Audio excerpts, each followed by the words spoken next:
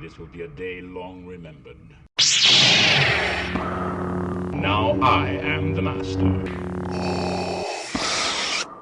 Welcome to another episode of Legends and Theories, and welcome to my review of the Defenders of Peace arc. I'm going over both Jedi Crash and Defenders of Peace, and the main reason this is a little late is because I didn't have a chance to record until an hour after the video usually comes out. So I'm sorry about that, but I do hope you enjoy.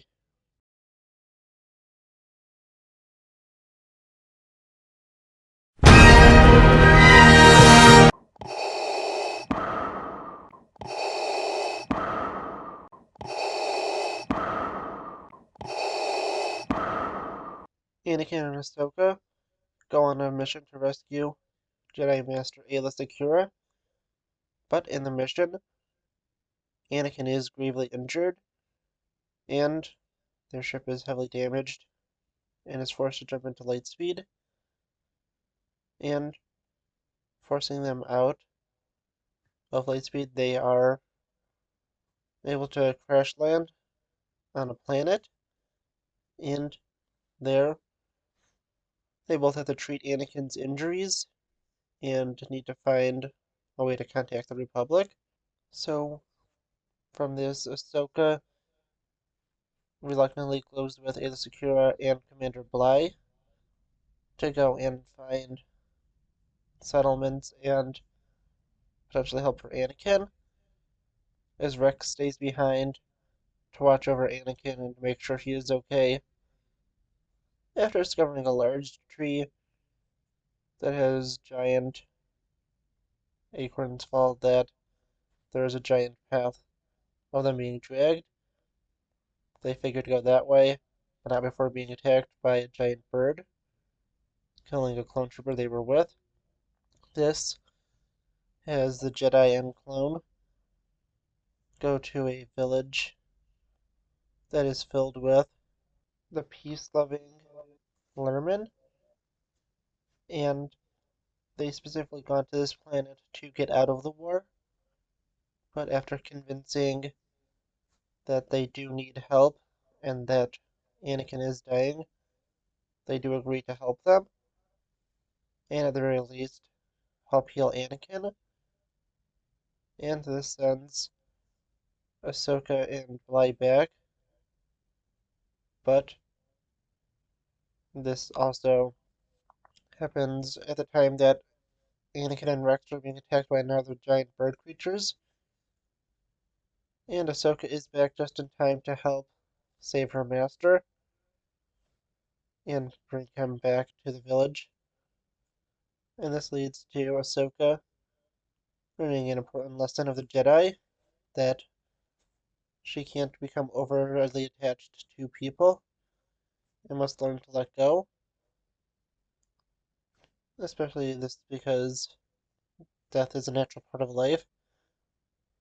Although Ahsoka is able to save Anakin, she is able to help learn this with the help of Aayla Secura. But now they are in the village, but they have the worst luck because at this time the Separatists have arrived to test their new super weapon, the Defoliator, which is a cannon that will destroy all organic life forms, but leaving any droids completely untouched. And they at first test this out in an open field,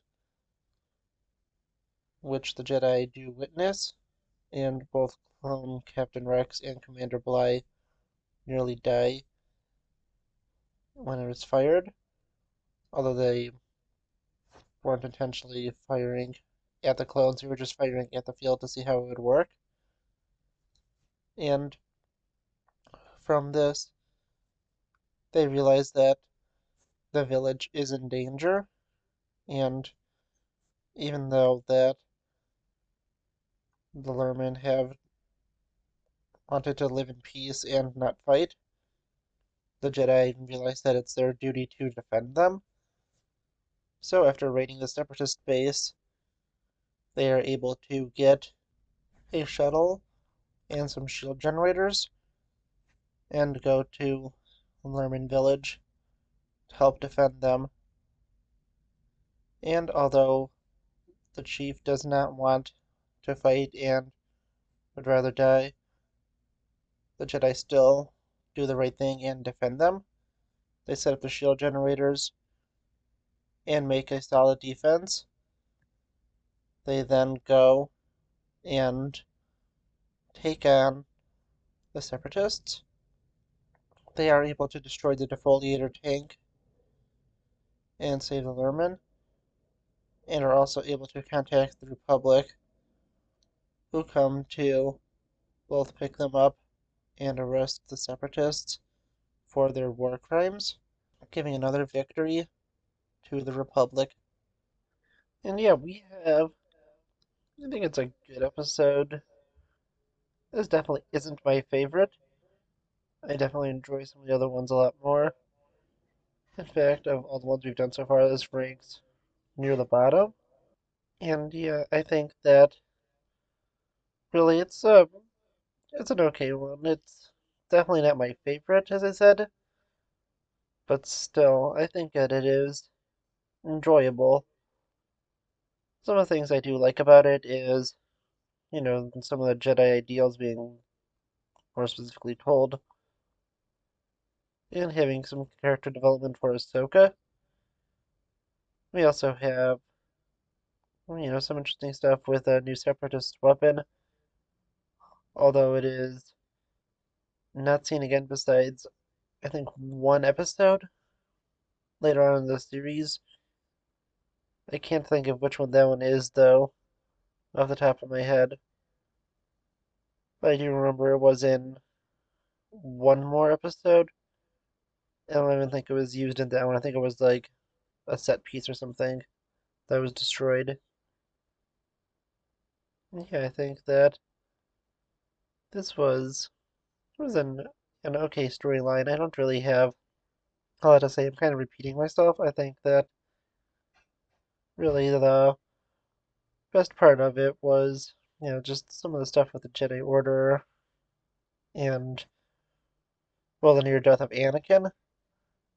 And, I mean, really, if they failed in this, they probably would have saved a giant headache from the galaxy because Darth Vader wouldn't exist. Although, someone else would take Palpatine's apprentice role. They definitely wouldn't have been as big or terrifying as Vader. So they kind of didn't do a good thing in this, although they did do a good thing. And yeah, I think that the Merman people, they were okay, they were kind of like Satine, although not as interesting. And yeah, I think that it was okay. Going to my ranking, I give this an 83.3, and that is, well, the second lowest one, with the R2D2 one being the only one lower than it. And next week, we will have the final one in Year Zero, which will be the episode Trespass. And then we'll be done with Year Zero.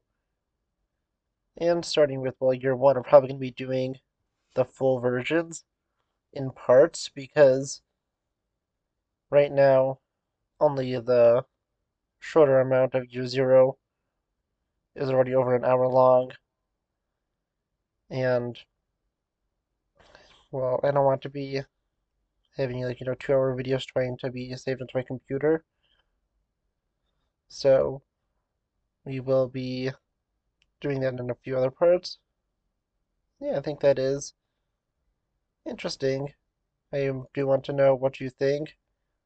Let me know in the comments, and I'll see you all in the next episode of Legends and Theories. Thank you for watching this episode of Legends and Theories.